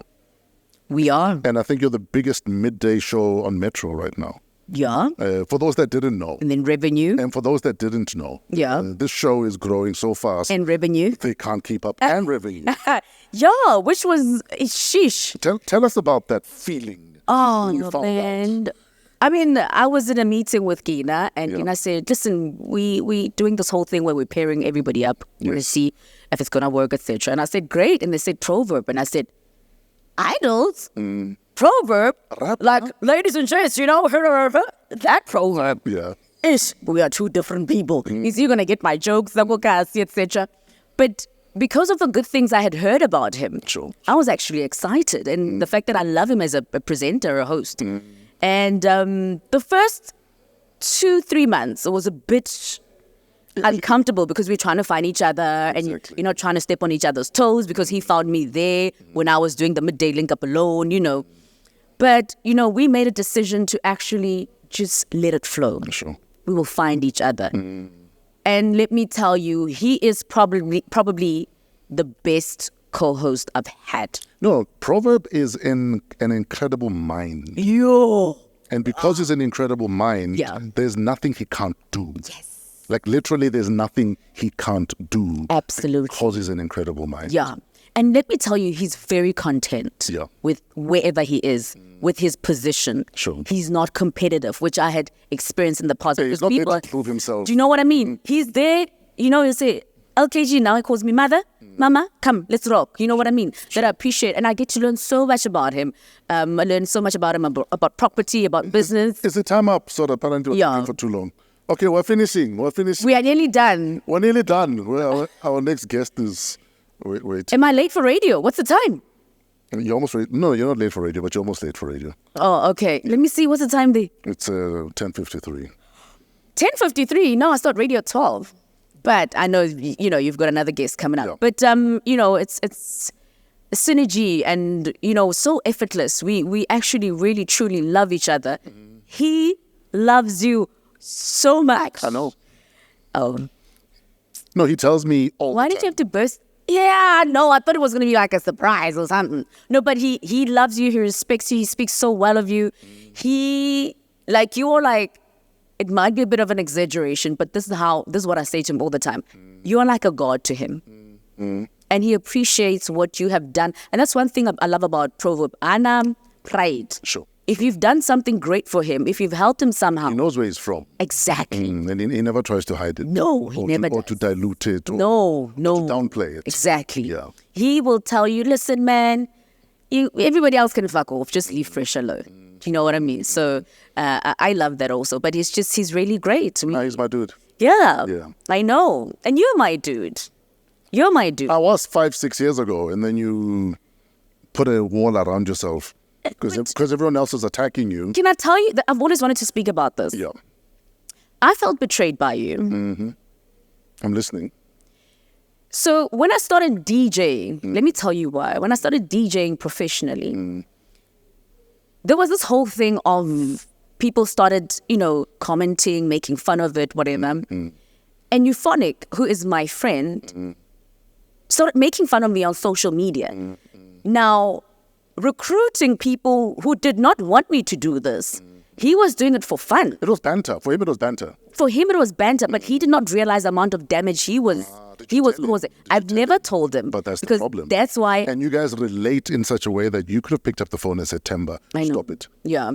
And someone the other day said to me, you know, Temba loves you, right? And I said, no. He does. Actually doesn't. No, he actually does. That's the thing. But because I haven't communicated and I'm still keeping this thing, you know, inside of me.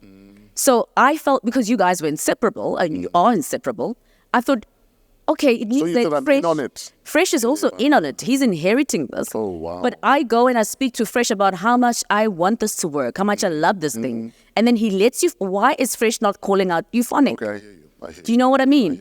Because it really got out of hand. And yeah, but it is what it is. So that's why I kept my distance from you. But you know I love you. Okay. But you know I love you. So you angry at me for Temba? Wow. Because you guys are like twins. But it is what it is. So I can imagine you see Temba's kids at a mall. You kids suck. Because you're now mad at everyone. I'm not that petty. No, I'm not that petty. I love children. I would never do that. Let's talk about how LKG deals with certain things. Body shaming. How do you deal with body shaming? Whether it's online or offline or in your own mind. Now I make fun of it. Yeah. You know, before with True Love many years ago, I mean, that broke me into pieces when they released unedited images of my shoot then, because I complained about the over-editing. And still today, they actually haven't apologized. But it's fine. I don't fuck with them. They can stay there. Sure. It took me back, like 15, 20 steps back, 100 steps back. Because now I was insecure about how I look. I thought that I need to work out. I started working out like ridiculously because I wanted to have a perfect body. Because at that moment, I felt True Love was trying to say, she's supposed to have a perfect body, but she actually doesn't. Sure. That's why we photoshopped her so much, you know. But today, I embrace everything about me. I've got one saggy boob, you know, because I'm getting old. I've got a humongous ass, which You don't ever watch one boobie is bigger than the other. Yeah, Oh. it is. It's naturally so. The one is sagging and the other one. No, it's the big ring. That ring is dragging the... that's what it is. Stop. No, but for real though. No, it's not. It's not. But it's just, listen, that's how a female body works. Nothing is ever perfect. So I'm just embracing it more. And I've got, a dude that loves me as I wake up in the morning, you know, with my messy cornrows, Sure. my smelly breath. What more can I ask for? No. You're LKG. There's no way you have muck in your eyes and smelly breath. Oh, you'll be very surprised. I snore. Hey, time you call us, my man. We want to talk. We just want to talk. Cyberbullying. How does LKG deal with cyberbullying or process it in her mind? Sure, it depends what it is. The last time I had an outburst on social media, which I 100% don't regret at all, was when an individual came for my husband, you know, told lies and came for my womb. And I think I've spoken about my struggle with falling pregnant, you know, which we're not going to delve into right now. But for me, it was very important that I address it, you know, because there's so many women who are being bullied, whether it be on social media, family members, in-laws, their own parents, that they can't, you know, give life, if you know what I mean. So I had to stand up for myself and all those other women that are going through the same challenges, you know. But that was it. Now I'm just, whatever, man, I just move on. There's things that will hurt once in a while, but now, like I said to you, bruh, I'm on the 4th floor. This is a floor where now you're just thinking about like going on holiday, go Central Pay. And you don't worry so much about shit you're not in control of. Exactly. No, that's true. Tato, not everybody will like you. You know, and the ones that don't like you, forget that not everybody likes them. Exactly. So who am I? I get Jesus. Not everybody loved Jesus. Do you know what I mean? So it's hard to get to that. Because you always, I'm sure I don't know if you can relate now, but I'm sure you went through that where you just I wanted to be liked by everybody. I was like, bruh, I am the coolest girl ever. Why?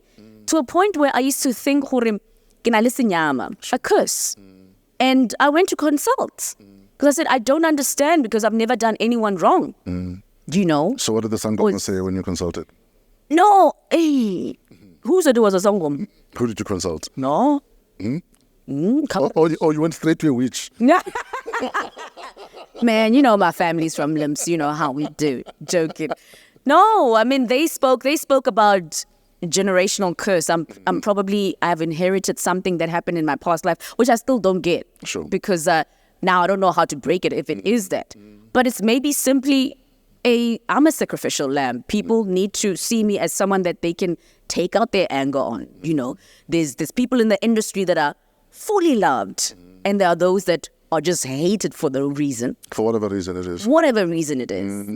But also it goes back to when I started in the industry, a lot of people planted certain things about me. There was a narrative that was pushed by whether it be journalists, whether it be bloggers, whatever it is. And it stuck with me for so many years because even when people speak about me, it's, but this person said da da da da da da, because also people consume a lot of rubbish on social media.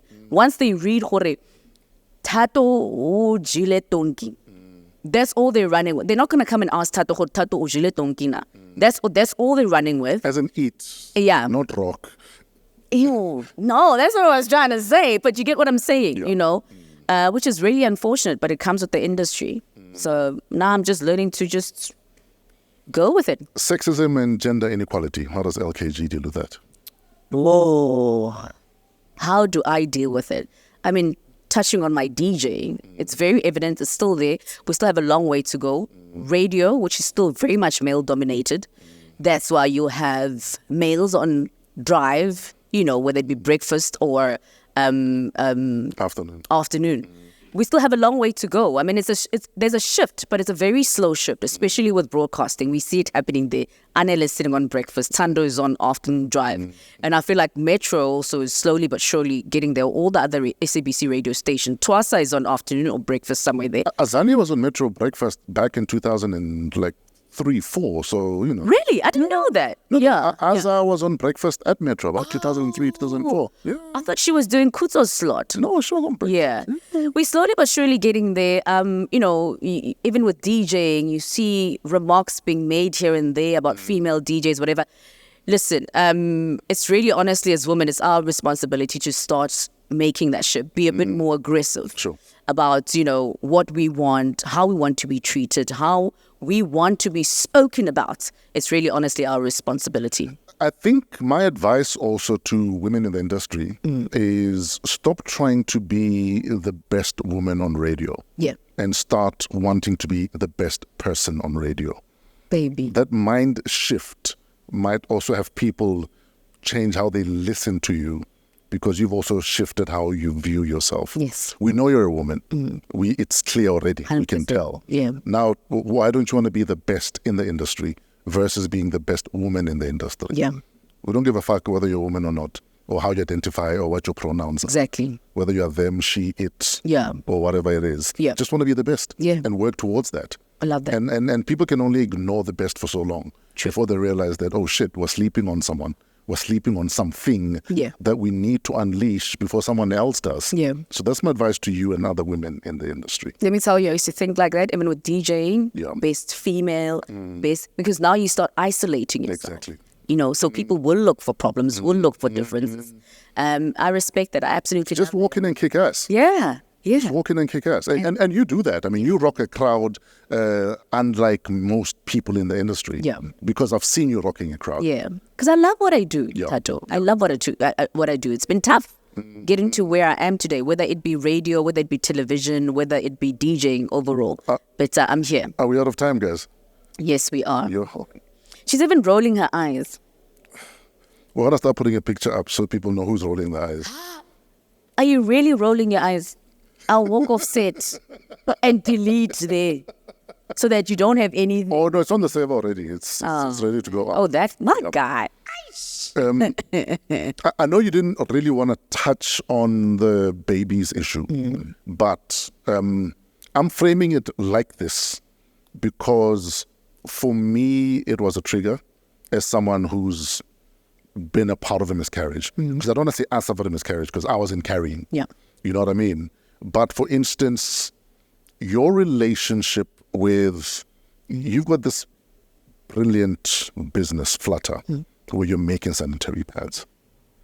As a woman, you get a period. And, you know, your period is, this is as woman as I can ever be. Yeah. But you also want to be a mother. We know that. You've worn that on your sleeve. How do you avoid your pads business being a reminder of the pain you're walking? It's a constant reminder of both myself and my husband. Yeah. Sure. Oh my God.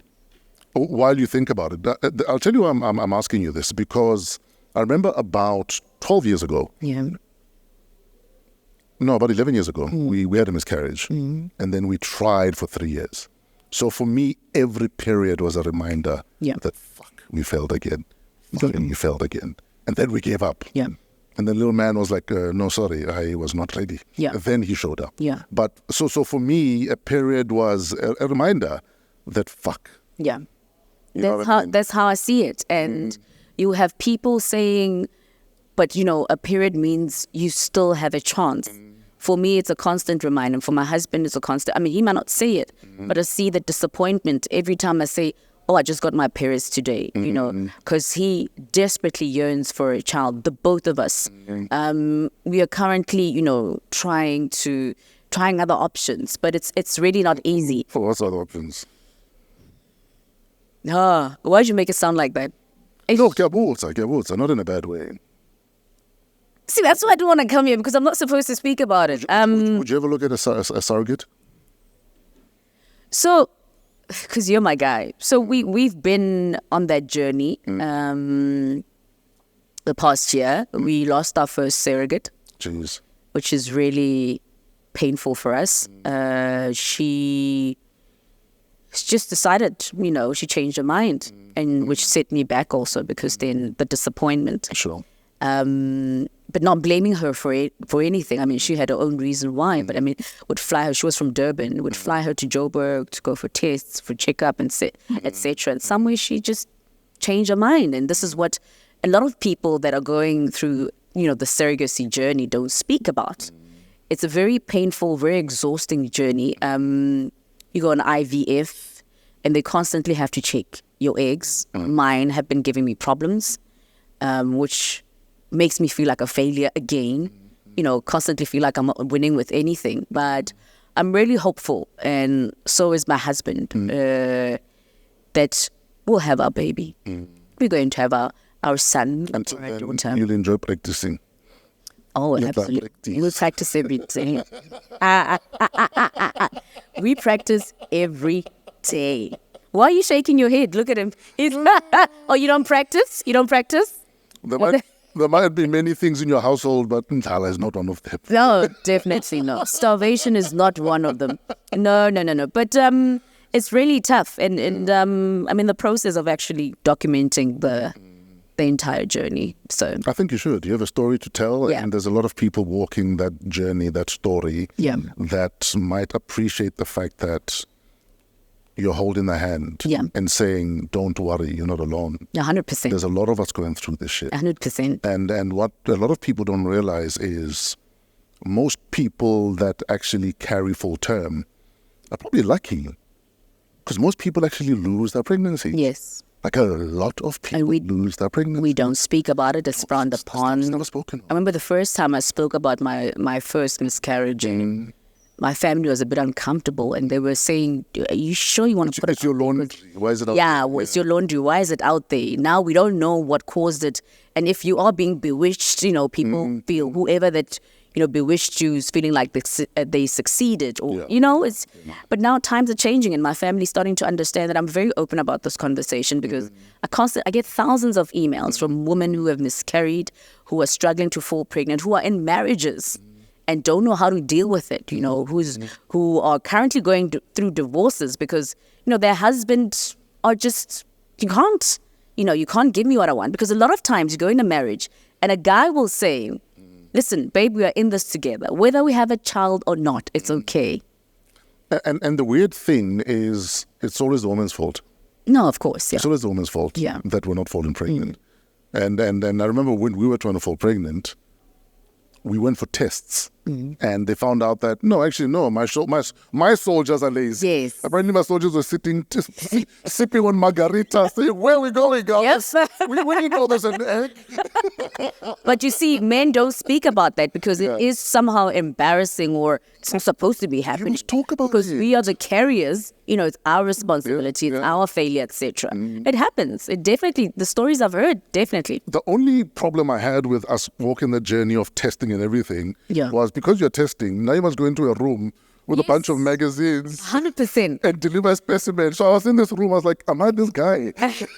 But is it difficult? Is it difficult? I mean, Tammy doesn't want to speak about it. I was like, is it weird? I was like, I haven't had a wank bank like since high school. So now I must read a magazine. Yo, whatever you do, just make it happen. Just make it happen. But So for me, I'm not scared to talk about it. Of because course, I'm hoping other men will realize that it's not always her fault that you guys are not falling pregnant.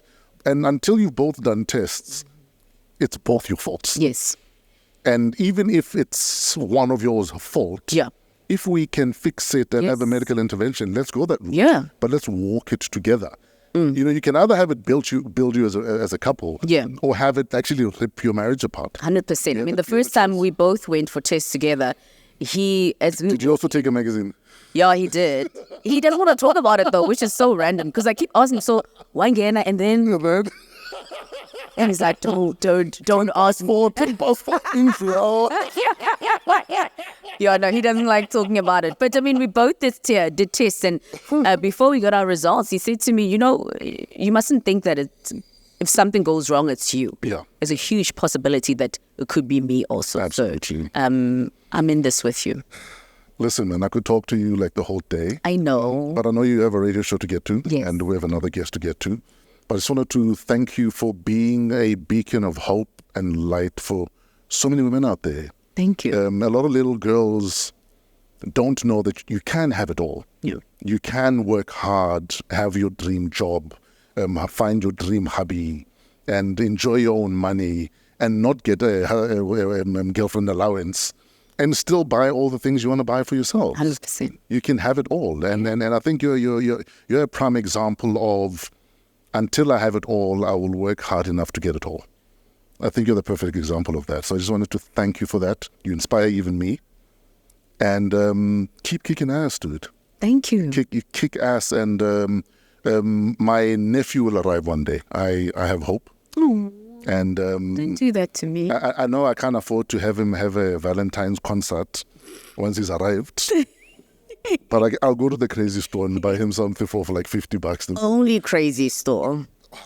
I can afford it. No, it's fine. No. Thank you, Tato. And thank you for inviting me. And you're my guy. Yeah. Yeah. We're gonna have a part 2 because you need to go. But we're gonna have a part 2. Okay, great stuff. Thank you. Love you long time. Love you and always. I'm sorry if I let you down and didn't defend you when Temba was trolling you. Now I know. Yeah, now Temba is going to see this and he's going to call me. And he's gonna but it's a small, but you know what it was? It's because I love you guys so much, and I guess I was expecting so much from you guys. But also Temba loves you, dude. I know. Don't mistake it for Temba as being a troll and being an asshole. Temba loves you. It's fine. Yeah. I'll see him in Ibiza on the decks. Well, bond. Thanks, Shanray. Thank you. And please ask her on social media, what is this with her and Oxtail? She loves Oxtail. Maybe she'll tell you on social media because we've run out of time. Oh, really? Whatever, man. I'm out. I'm done. I'm on radio. No. Don't do that. No. I know stuff about you. Oh, my gosh. We love Oxtail. Ladies and gentlemen, LKG has left the building. And we are done for the week, but we can't call it a day or a week without shouting out Derek Watts, well-known journalist who passed away, known to some as the Funky Toppie in an ad for light beer. However, many of us knew him as an icon for truth and investigation. Either way, he was, and still is, and always will be, a South African journalist legend. An inspiration to face odds and tackle them, whether they are corrupt business people or wayward politicians, and to still keep your sense of humor. In that spirit, we'd like to wish you all fortitude and a WAW week ahead. Shout out to everyone that made the show possible. AMP Studios for housing us, the Africa Podcast Network, Pezulu Works for the cinematography, Autista Flo Fraser for all of our imaging, our guests, Shanray Van Wyk, Monique Bingham, and Lerato Kganyago, our creative director Kuvesh Mohan, and show producer Gileso Mudisa-King. Email waw@africapodcastnetwork.com. Have a great week, in spite of yourselves.